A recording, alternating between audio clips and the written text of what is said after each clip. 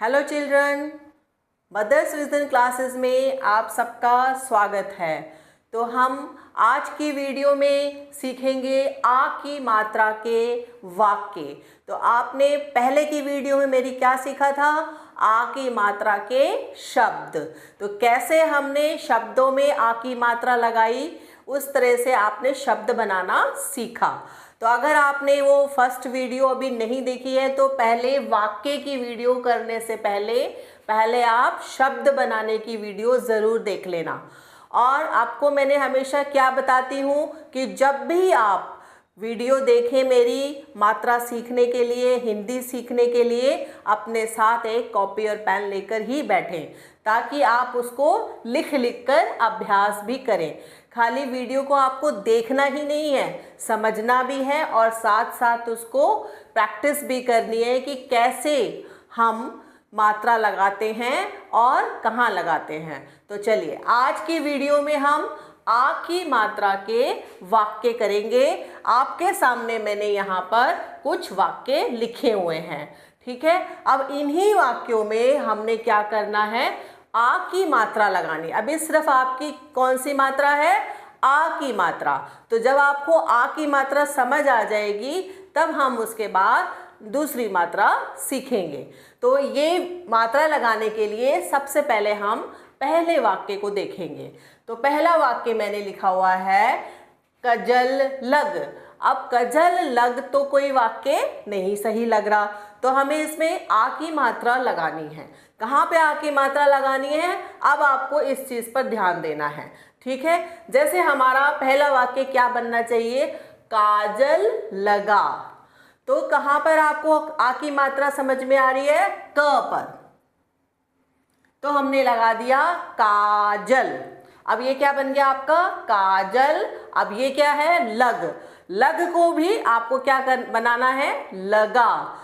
तो बहुत सारे बच्चे ऐसे होते हैं जो ये लास्ट वाला जो हमारा व्यंजन होता है उसमें उसकी मात्रा को लगाना बिल्कुल उनको समझ नहीं आता। क्यों नहीं आता? क्योंकि वो पहले से ही ग को गा बोलते हैं। तो आपको समझना क्या है कि पहले आप बिना मात्रा वाले शब्द को कभी भी खाली आ की लगा के मत बोलो। तो हमेशा ग को ग ही बोलो और जब उसमें आ की मात्रा लग जाएगी तब आप उसको गा बोल सकते हो, ठीक है। तो ये पहला वाक्य आपका बन गया काजल लगा। इसमें आपके दो ही शब्द हैं, ठीक है। तो इसको हमने दो शब्द वाला वाक्य बनाया है। अब आता है अगला वाक्य। इसमें लिखा हुआ है, अगर आप इसको ध्यान से पढ़ोगे तो क्या लिखा है? बदम ख। तो ये तो कोई कुछ नहीं बना। तो हमें इसमें आ की मात्रा लगा के इसको एक अच्छा सा वाक्य बनाना है। कैसे? बादाम खा। तो आपको कहते हैं ना कि बादाम खाया करो ताकि आपका दिमाग तेज बने। जो भी आप सीखो आपको जल्दी से समझ में आ जाए। तो सभी बच्चे रोज डेली क्या करना है? बादाम खाना है। कितने?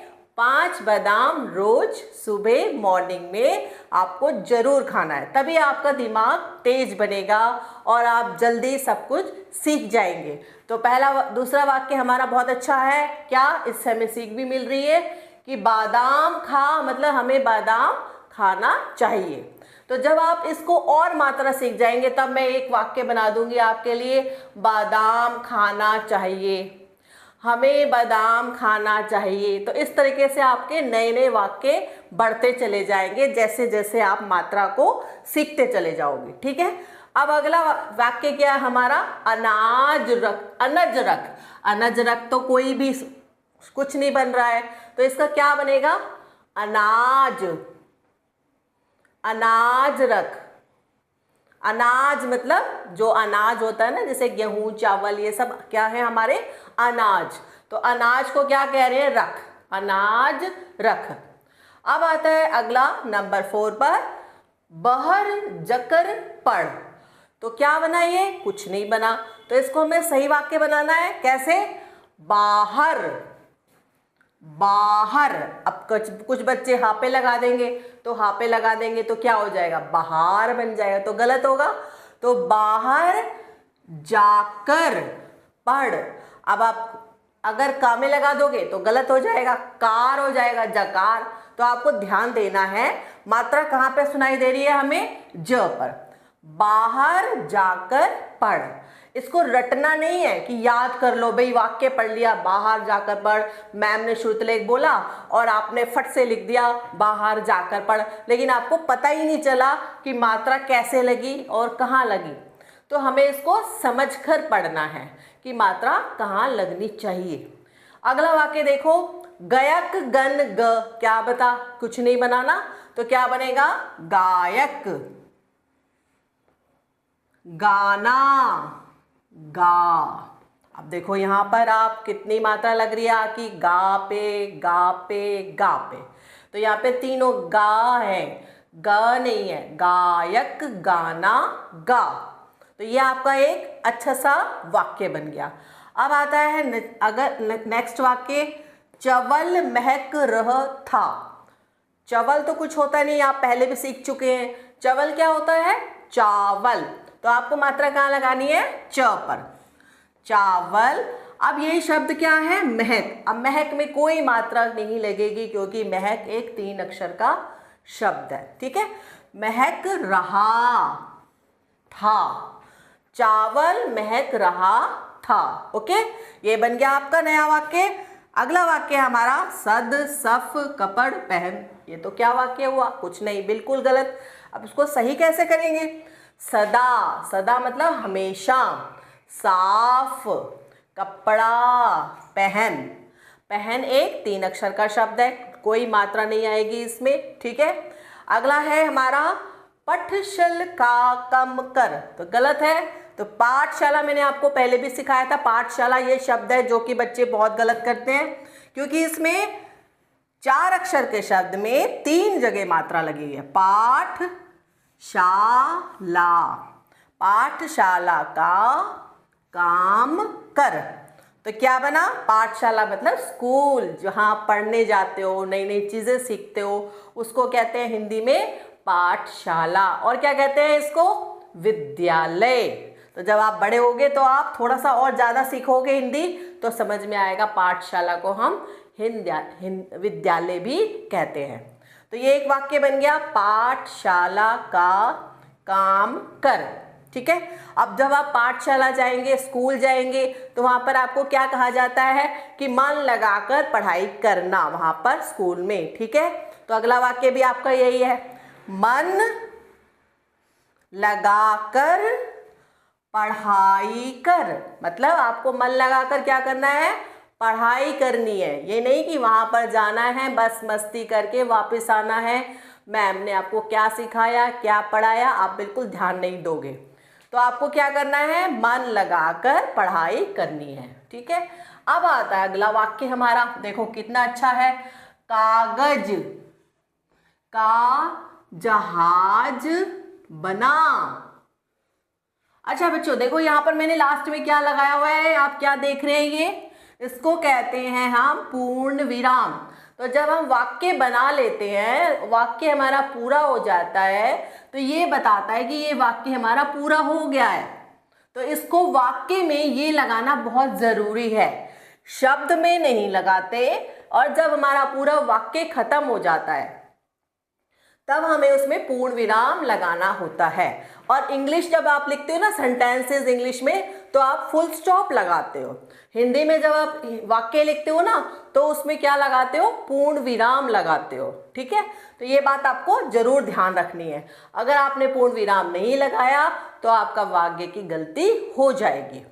तो अगला वाक्य क्या है हमारा, अच्छा इसमें क्या था, कागज का जहाज बना। मतलब आप बच्चे, जब बच्चे होते हैं ना, छोटे बच्चे होते हैं, तो क्या करते हैं, कागज का जहाज बना के उड़ाते भी हैं। और कुछ बच्चे कागज का जहाज बना के पानी में दूसरा वाला जहाज बनाते हैं, नाव जिसको बोलते हो आप।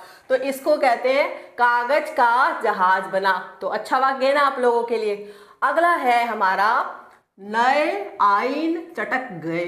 तो ये क्या वाक्य हुआ, कुछ नहीं हुआ, नया आईना चटक गया। आईना क्या होता है, शीशा। और चटक मतलब टूट गया या उसके बीच में कुछ लाइन आ गई, क्रैक हो गया, ठीक है। तो ये नया आईना लाए और वो चटक गया, ठीक है। अगला है, तो वाक्य जब हम पढ़ते हैं ना तो उनको अर्थ भी समझने की कोशिश किया करो, रटना नहीं है कि बस आज नया वाक्य रट लिया, नया आईना चटक गया। अब आईना क्या होता है, चटक क्या होता है आपको पता नहीं है, तो वो सब आपको भी समझना है। जब आप इसको धीरे धीरे समझोगे ना शब्दों को, तो आपको नए नए शब्दों का अर्थ भी समझ में आएगा, ठीक है। तो अगला क्या है हमारा वाक्य, सच सच बत बत। अब बताओ, बत बत 2 बार लिखा हुआ है, अब दोनों में अलग अलग मात्रा लग के नया शब्द बनेगा। सच सच बात बता, सच सच बात बता, बिल्कुल सच बात बतानी है आपको अपने मम्मी पापा को।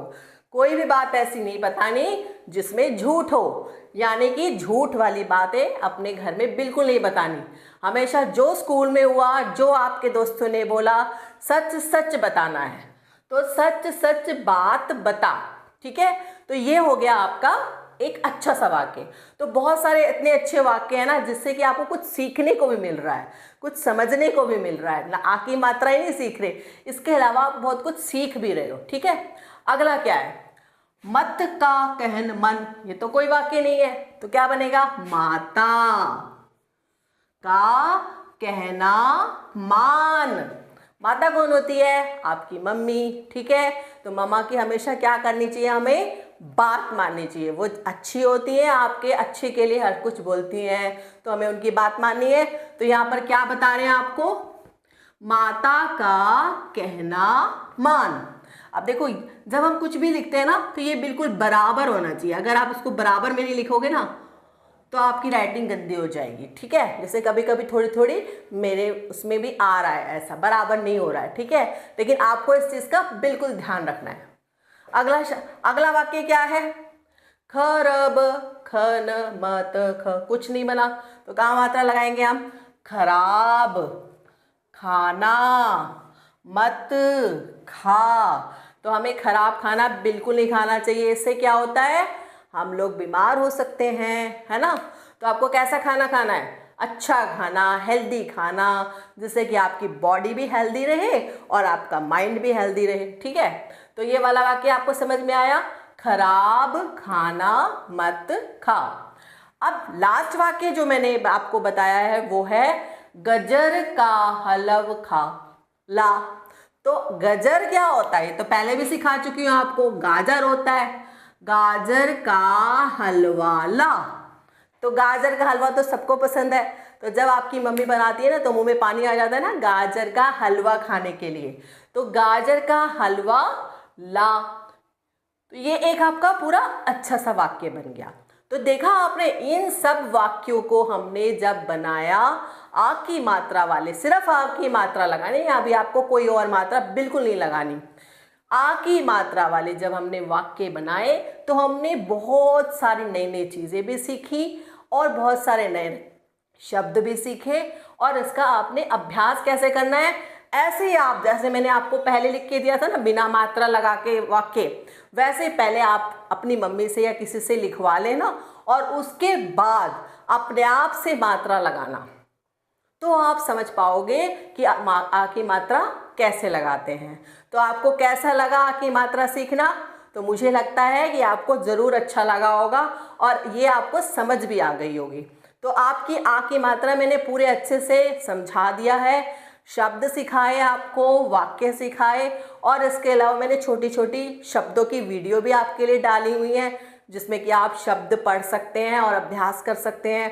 तो इस तरीके की वीडियो देखने के लिए आप अपनी मदर्स विजन क्लासेस चैनल को ज़रूर सब्सक्राइब कर लेना और साथ ही इसको अपने फ्रेंड्स को भी शेयर करना जिनको कि अभी मात्रा नहीं आती है। तो लाइक एंड शेयर भी करना बिल्कुल मत भूलना। तो मिलते हैं नेक्स्ट वीडियो में दूसरी मात्रा के साथ। तब तक के लिए आप इन सभी मात्राओं का, आ की मात्रा का बिल्कुल अच्छे से अभ्यास कर लेना। और हाँ, एक दिन जो भी मैंने आपको सिखाया है उस सब का आपका एक मैं टेस्ट भी लेने वाली हूँ, तो तैयार रहिएगा टेस्ट के लिए।